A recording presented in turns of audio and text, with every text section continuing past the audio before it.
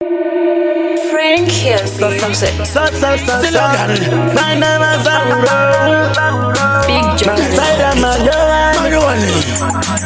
Mutene ndiani Mutori vangani Kapita Wemanita kuma banditi shiki Dovaitisa siki Ndava uta lola keze zane jiki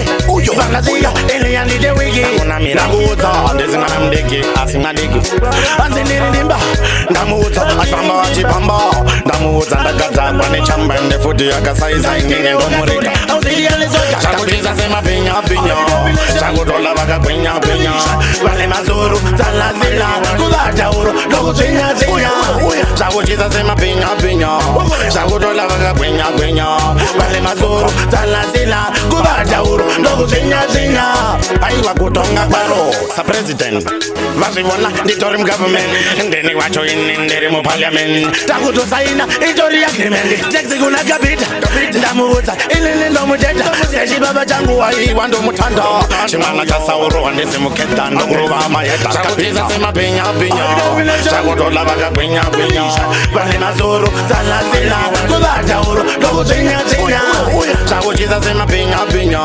Shakutola waka pinya Wale mazuru Zala zila Kubata uro Loku chinya Dovaitisa siki Ndava uta lola keze zane jiki Vanga zika Eliani de wiki Namu uta Ndezingana mdiki Asinga diki Anziniri nimba Namu uta Ashamba wachipamba Namu uta ndakata Kwane chamba Nde futi akasaiza Ingenge ndomurika Auzilia lizoka Kapita Desi ukanya sokanda Naku uta nene swaganda Kumenya kukucha lemakanda Kapita iwewe Shakuchiza sema pinya Shakutola waka pinya Wale mazuru Zala zila Kubata uro Loku chinya Shakuchiza sema pinya Shakutola waka pinya Wale mazuru Zala zila Kubata uro Loku chinya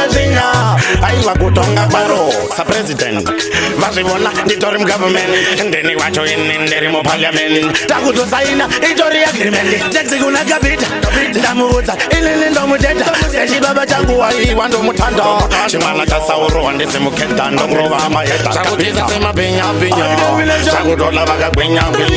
Wale mazuru Zala zila Kubata uro Loku chinya Shakutiza sema pinya Shakutola waka pinya Wale mazuru Zala zila Kubata uro Loku chinya Shakutiza sema pinya Shakutola waka pinya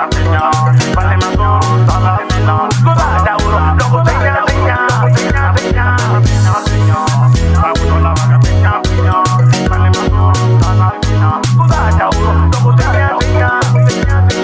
Bia, you are misbehavior. Kapita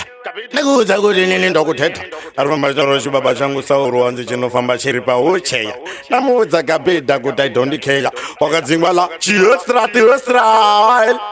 Sorry